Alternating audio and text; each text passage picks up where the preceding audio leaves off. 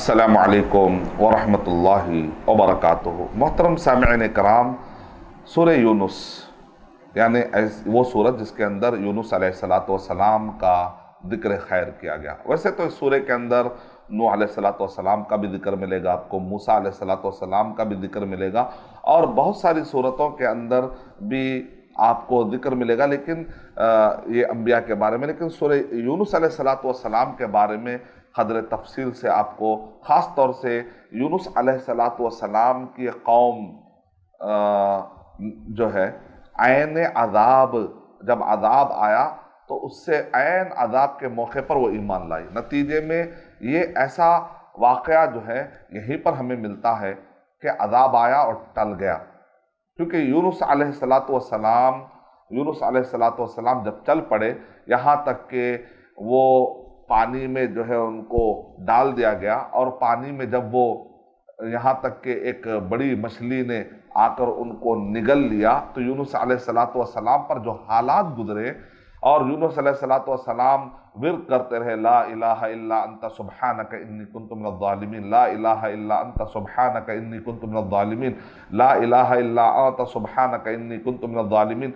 ये मछली का जो एक मशहूर वाक़या, यहाँ तक के सही सालिम उस मछली ने लाकर नूह अलैहिस्सलातु वस्सलाम को समंदर के किनारे पर छोड़ दिया। जब अल्लाह सुब्हानहू व तआला की मशीयत शामिल हो जाती है, जब अल्लाह ताला कुन फयकून वाला मामला होता है, जब अल्लाह ताला कुन कह देते हैं तो अल्लाह सुब्हानहू व तआला के मर्जी से ये पूरी कायनात चलती है। तो फिर वही मछली समंदर से बचा कर लाने का दरिया बन जाती है। इसका मतलब क्या निकला कि तवक्कुल, भरोसा किस पर होना चाहिए? अल्लाह सुब्हानहू व तआला पर। मुसीबतें आती हैं, तकलीफ़ें आती हैं, तो ऐसे वक्त पर गैरुल्लाह की तरफ नहीं चले जाना चाहिए, बल्कि हमको यूनुस अलैहिस्सलातु वस्सलाम के ज़िंदगी से हमें सबक मिलता है कि हालात कैसे भी क्यों ना हो, लेकिन अल्लाह सुब्हानहू व तआला पर तवक्कुल का जो दामन है ये नहीं छोड़ना चाहिए। और पूरी कौम ने जो ईमान लाया और अल्लाह सुब्हानहू व तआला का अज़ाब आया और टल गया, इसके अंदर भी एक सबक ये है कि अल्लाह ताला कितना रहम करते हैं, यहाँ तक के मौके पर मौका देते हैं। यहाँ पर अल्लाह सुब्हानहू व तआला इस कौम पर कैसा रहम खा रहे हैं। इसका मतलब ये निकला कि आदमी को अच्छे रास्ते का रुजू करने के लिए कभी भी हिचकिचाना नहीं चाहिए। शैतान आएगा, कहेगा कि भाई अब तुम क्या सुधरोगे, क्या मुश्किल, अब तुम क्या अच्छा बनोगे, अब तुमसे क्या होने वाला है। नहीं, उसकी बातों में नहीं आना चाहिए। अल्लाह की तरफ रुजू होना अल्लाह ताला को बहुत पसंद है। तो नूह अलैहिस्सलातु वस्सलाम की ज़िंदगी, मूसा अलैहिस्सलातु वस्सलाम की ज़िंदगी और यूनुस अलैहिस्सलातु वस्सलाम की ज़िंदगी तवक्कुल पर मबनी है। तो सूरह यूनुस ये सूरह नंबर 10 है। तो अगर आप गौर करके देखेंगे कि सूरह यूनुस के अंदर ये ख़ास तौर से हमें तवक्कुल के दर्स मिलते हैं। इसके बाद की सूरतें, सूरह हूद भी तवक्कुल के आला मिसाल है, इसी तरह सूरह यूसुफ भी तवक्कुल के आला मिसाल है। सूरह यूनुस से लेकर सूरह हज, सूरह नंबर 22 तक, यानी लगभग 12 सूरतों में अक्सर आप देखेंगे कि मक्की सूरतें।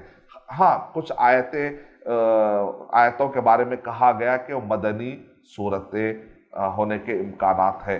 तो इस तरीके से हमें अक़वाल ज़रूर मिलते हैं, लेकिन आप देखेंगे कि यहाँ पर ये जो मक्की सूरतें, इसके अंदर ख़ास तौर से वो दौर जब मक्के के अंदर अल्लाह के नबी सल्लल्लाहु अलैहि वसल्लम पर एतराज़ात की कसरत हो रही थी, और जो लोग मुहक्किकीन हैं उन्होंने काफ़ी रिसर्च किया कि मक्की ज़िंदगी को भी 3 दौर में बांटा है, इब्तदाई दौर, दरमियानी दौर और आखिरी दौर। यानी अल्लाह के नबी सल्लल्लाहु अलैहि वसल्लम जब मक्के में 13 साल थे, आप मदीने में 10 साल थे अल्लाह के नबी सल्लल्लाहु अलैहि वसल्लम नबी बनाए जाने के बाद, यानी कि नबी बनाए जाने से पहले 40 साल अल्लाह के नबी सल्लल्लाहु अलैहि वसल्लम मक्के में थे। नबी बनाए जाने के बाद अल्लाह के नबी सल्लल्लाहु अलैहि वसल्लम 13 साल मक्के में थे। बाद में अल्लाह के नबी सल्लल्लाहु अलैहि वसल्लम 10 साल आपने मदीने के अंदर आपने ज़िंदगी गुजारी है। जो 13 साल है, इसको भी 3 दौर में अहले इल्म ने बांटा है। पहला दौर आपको ऐसा लगेगा कि अल्लाह के नबी सल्लल्लाहु अलैहि वसल्लम इब्तिदा कर रहे हैं और हल्के हल्के एतराज़ात आ रहे हैं। सेकेंड दौर में ऐसा लगेगा कि एतराज़ात की कसरत है। तीसरे दौर में तो यहाँ तक के अटैक भी हो रहे हैं, तकलीफ़ें और बढ़ जा रही हैं, यहाँ तक के हिजरत का मौका पेश आ गया। तो आपको सूरतों के अंदर आपको ये चेंजेस नज़र आएंगे। पहला दौर, दूसरा दौर, तीसरा दौर।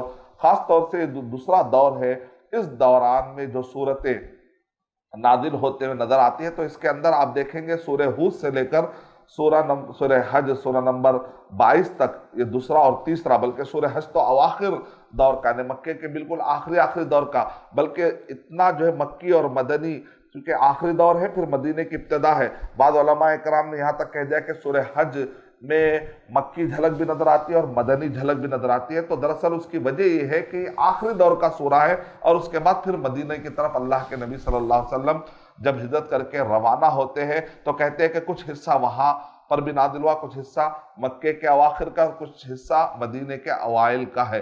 تو اس طریقے سے بہت سارے ہمیں دروس ملتے ہیں۔ ان صورتوں کو پڑھنے سے کیا سبق ملتا ہے کہ دراصل اللہ کے نبی صلی اللہ علیہ وسلم پر مکے میں جو ظلم و ستم کے پہاڑ توڑے گئے تھے، اور صحابہ کرام پر جو ظلم و ستم کے پہاڑ توڑے گئے تھے، تو اس وقت پر یہ صورتیں تسلی کا کام کر رہی تھی۔ تو آج بھی مسلمان اگر ان صورتوں کو پڑھے تو یہ پورے بیک گراؤنڈ کے ساتھ پڑھے گا تو انشاءاللہ اس کو تسلی ہوگی، اس کو جو تسلی ہوگی۔ جیسے سورہ اعراف میں انبیاء کرام ہے اور ان کے مخالفین کا ذکر ہے، لیکن سورہ انفال اور سورہ توبہ میں محمد صلی اللہ علیہ وسلم اور ان کے مخالفین کا ذکر ہے۔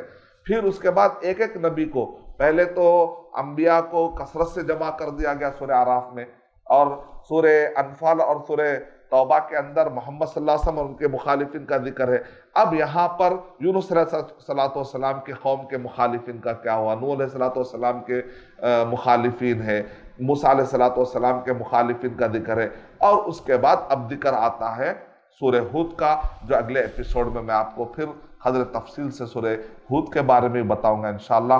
میں اللہ تعالیٰ سے دعا کرتا ہوں کہ اللہ تعالیٰ ہم سب کو سورہ یونس کے ہدایات اور اسباق میں سے اپنے زندگیوں میں استفادہ کرتے ہوئے اپنے زندگیوں کو ڈھالنے کے اللہ تعالیٰ توفیق عطا فرمائے، آمین۔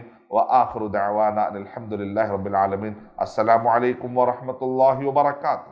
اور مزید ویڈیوز کو دیکھنے کے لیے آپ ہمارے یوٹیوب چینل کو سبسکرائب کریں۔ فجزاکم اللہ خیرا۔ الدعوة نور وضاء تجلو ظلمات الحيران، منهج خير الناس جميعا لا يبلى عبر الأزمان. الدعوة نور وضاء تجلو ظلمات الحيران، منهج خير الناس جميعا لا يبلى عبر الأزمان. فالحكمة تكسو